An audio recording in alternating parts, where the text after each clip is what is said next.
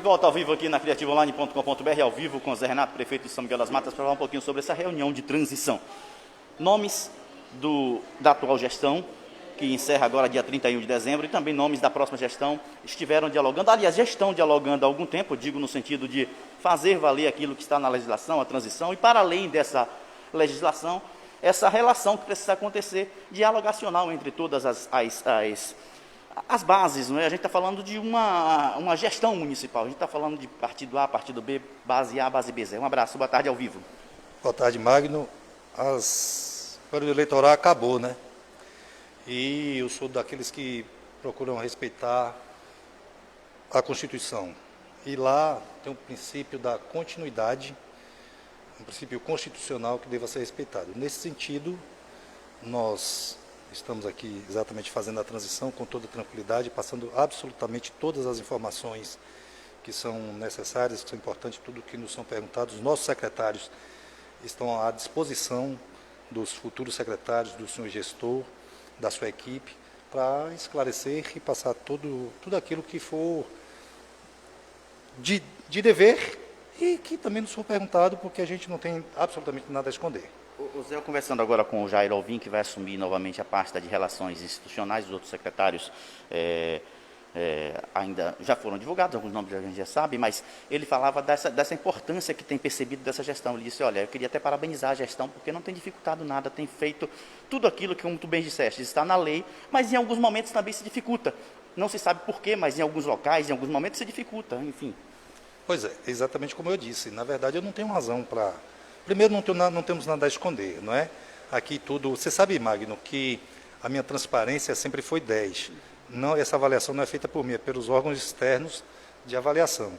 Então, não seria agora que eu iria omitir, primeiro que os documentos são todos públicos e naturalmente, eles teriam algumas dificuldades de ordem prática, né, para entender certas coisas que nós passaremos, porque, no final das contas, o importante é a população. Isso aqui, para mim, é o que conta, né? Que avaliação você faz do ponto de vista da política pública, não da política partidária, de desafios que não só o próximo gestor, mas os outros tantos poderão vir a ter, não só em São Miguel das Matas também, mas em outros municípios? Diante desse momento que nós estamos vivendo, é um momento muito difícil, e tu sabes muito bem, tem enfrentado, inclusive, esse momento de dificuldade, de arrecadação financeira. Nós temos apenas ICMS em São Miguel das Matas, não há possibilidade de tanta geração de emprego assim, porque empresas tantas não virão para São Miguel das Matas. São Miguel das Matas está perto de tudo, mas, ao mesmo tempo, está distante por conta da acessibilidade. O acesso a São Miguel das Matas, a gente não pode negar, não é dos melhores assim, mas faz a tua avaliação, por favor, enquanto cidadão. Ainda não é cidadão miguelense, porque não recebeu o título, mas é de... Já tem? Já tenho cidadão. Aí, eu mais uma vez aqui tomando nas costas, tomando bola. Tenho título de cidadão miguelense, que agradeço muito à população. Para mim é uma honra muito grande ter estado prefeito, onde estou agora até 31 de dezembro. Então, para mim, de fato, é uma honra estar cidadão. Estarei aqui em São Miguel das Matas à disposição das pessoas. Continuaremos aqui sem problema nenhum, a menos que a vida... sei lá, me pregue alguma peça e eu tenha que sair, mas contrário a isso, da minha vontade, estarei aqui. Inclusive, eu sou concursado aqui, então certamente permanecerei aqui. No tocante à gestão propriamente, nós temos dois aspectos muito importantes. Primeiro, exatamente a dificuldade que nós temos de arrecadação, que não é comum, não é apenas de São Miguel das Matas, mas da grande maioria dos municípios. Uma coisa é quem está de fora e acha que pode tudo e pode fazer tudo. Outra coisa é estar dentro da situação e perceber que terá que eleger prioridades, senão não fará uma boa gestão. O segundo aspecto é levar em conta que a burocracia nas instituições, nas outras esferas de governo, são muito grandes. Então, aquele que pensa que vai chegar aqui, se encher de convênios, se encher de dinheiro para o município, está redondamente enganado. Claro que dependerá do gestor, das suas relações, da capacidade que ele tenha de buscar, e de buscar mais ou de buscar menos, mas de qualquer maneira... Não existe recurso, e ainda que exista, existem regras para a utilização desses recursos. Perfeitamente. Né? Eu vou dar um exemplo aqui para vocês. Nós temos aqui, como todos sabem, já licitados. Licitado, então quer dizer que não tem volta, né? A recuperação da lagoa, que é um projeto lindíssimo. Eu espero que o novo gestor realmente faça, porque é um presente para São Miguel das Matas. Nós temos 10 ruas, 6 delas também já licitadas, em andamento, problema das chuvas e tal, teve que, por alguma forma, atrasou um pouco, mas são 6 ruas, tem mais 4, essa é uma primeira etapa, tem mais 4 ruas, conforme eu dizia antes, também já devidamente licitada, então já tem 10 ruas aqui em andamento. Nós temos aqui a creche que, né, inclusive atrasou muito por falta de recurso do governo federal. Você vê que, na medida do possível, aí ela vai andando, é assim mesmo que funciona, e é isso que eu estou chamando a atenção da burocracia.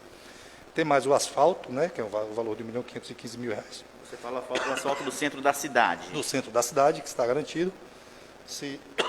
Desculpe. Tranquilo. Se o gestor, então, souber dar continuidade e tiver interesse, naturalmente que vai sair. Além disso, nós temos no parque uma escola de 12 salas e outra escola de 6 salas. O PAR, para quem não sabe, é o Plano de Ações Articuladas. Ele é uma plataforma mobilizada e alimentada pela Secretaria Municipal de Educação. Isso você conhece bem, que é da sua área. Então, ela está também garantida, é uma questão do gestor, então, adquirir o terreno e fazer a gestão política para um retrocesso? Essa gestão política é um retrocesso? Você é da educação. É um retrocesso. Eu não sei se é um retrocesso, é do processo. É porque, infelizmente, Magno, assim, ó, o fato de ter o direito, e de você colocar a sua ação, prioridade, né? já é tido como um direito, mas você precisa, veja só, o Brasil tem, sei lá, 5.500 mais de 5.500 municípios. Então, o que acontece? Todos os prefeitos lutam pelo seu espaço. Certamente não tem 5.500 e tantas escolas a serem liberadas. Aquele que tiver a unha maior é aquele que... Mas eu digo porque antigamente, quando o PAR foi logo implantado, não havia necessidade da ratificação e da validação de um deputado federal lá em cima para a liberação dessa verba. E depois acabou retroagindo. Mas acredite, Magno, que não há uma ação ou raríssimas ações, afora os programas já devidamente implantados, você precisará de uma gestão. Só para você ter ideia, mesmo a gestão, por exemplo, estamos fazendo agora a reforma do que eu até não tinha falado antes, do posto de saúde. Sim, aqui verdade, da outra obra que está em andamento. Outra obra. Dos outros postos físicos com recursos próprios. Esse daqui, para fazer, naturalmente precisa fazer uma gestão política, porque senão não sai. Então, e essa gestão geralmente demorada, e depende, sim, de influência política, mas eu acredito que o gestor tenha a capacidade de gerir isso. Então, são esses 2 pontos que eu acho que são fundamentais, assim, que travam muito a gestão. No tocante à verba, tem o seguinte, existem os limites que você deve...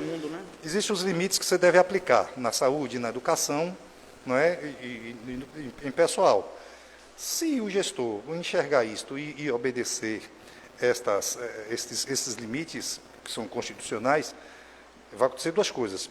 Por um lado, acho bom, e eu sou daqueles que acham bom, porque lhe dá uma base, mas tem gestores, por exemplo, que aplicam mais do que o constitucional com o pessoal, por exemplo, para dar emprego às pessoas e tal, empregam mais. Aí, talvez possa ter alguns problemas, outros às vezes até nem tem, ninguém sabe. Muito relativo, né? Muito relativo, mas é isso que acontece.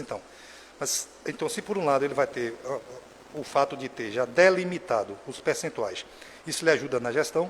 Por outro lado, ele vai ter dificuldade, porque muitas pessoas, aí estou falando, por exemplo, no caso do emprego, vão lhe cobrar. Talvez não compreendam, né? Aliás, não compreendem mesmo, né? E mais. E o serviço público realmente precisa de pessoas para trabalhar. Quem está de fora talvez pense que tem gente demais na prefeitura. A bem da verdade, não tem. Se tivesse aí um sistema menos burocrático, você poderia fazer com menos pessoas. Mas o fato é que a gente tem dificuldades ainda em alguns setores que precisa estar adequando de tempos em tempos.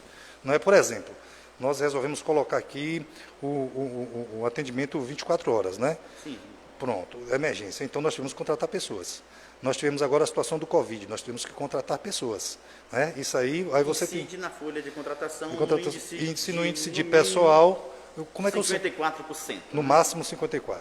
No mínimo não, no máximo, perdão, 54%. Mas como é que você faz 54%? Como é que eu fiz 54% se eu já tinha gente antes e que eram os mesmos 54. Ainda bem que a educação mudou, porque você tinha um mínimo de 60, mas aí já existe uma lei específica que 40 de pessoal e 60, não, 40 de magistério, né? Você tinha que investir no mínimo 60 de magistério, perdão, e 40 para as outras áreas. Mas não batia esse 60 com 54, até porque a educação nos municípios menores são as subprefeituras, a gente pode dizer assim, número de funcionários, enfim. E tem um detalhe a ser considerado, né? Que você ainda tem que levar em conta quanto cada um destas pessoas ganha. Então, quando você eleva uma pessoa a um determinado cargo, isso vai incidir no valor financeiro, mas vai influenciar também no percentual de Recurso federal não deveria entrar nessas contas, né? Não deveria entrar nessas contas. Acho que deveria, Magno, só que Mas incide bastante. Um médico ganha quanto, por exemplo? O plantão de um médico ganha quanto, por exemplo? Eu estou falando de recurso federal. Vai incidir diretamente. Perfeitamente, mas aí é que está. Aí é que está, porque os programas federais, eles são, desculpa mais ou menos a minha opinião, é que deveria se incidir. O que acho que poderia, os órgãos de controle deverão ser mais maleáveis. Sim, talvez, ao invés de 54, fosse lá 58%, 60%. Mas é a lei que tem que mudar, né? É a lei, mas e também tem a situação de que cada município... De entendimento de cada município, porque o órgão é técnico, ele não é... Isso, e ele faz isso para todo o país, mas cada município tem sua peculiaridade. Por exemplo, tem município que arrecada, então esse município que arrecada, tem arrecadação própria, esse município naturalmente teria maiores condições de pagar melhor para seu pessoal. E vai crescer a sua folha. Vai crescer a sua folha, o pessoal ultrapassa 54. E nesse caso, ainda que ele pudesse melhorar, ele já não pode. E do outro lado, do lado de cá, que é o nosso caso, nós temos... Tudo engessado, né? Tudo engessado, essa aqui é a palavra. Mas... Brasil. Brasil. Mas acredito que o gestor, com uma boa equipe, tendo, acima de tudo, respeito com o dinheiro público, respeito com a população, vontade de trabalhar e muito trabalho, não tenho dúvidas nenhuma que não terá dificuldade em fazê-lo. Tá bom, certamente teremos outros, certamente não, já estou convidando aqui um momento lá na Criativa para a gente fazer uma avaliação dessa tua gestão e, naturalmente, pensamentos futuros com relação a São Miguel das Matas e a região inteira, afinal de contas, tu já trabalhaste em outros municípios também, conhece a região inteira também. Prefeito Zé Renato, um abraço, obrigado pela atenção, Criativa Online ao vivo. Eu que agradeço, Magno, Criativa sempre atuante e importante para comunicar as pessoas. Muito obrigado, um abraço a todos.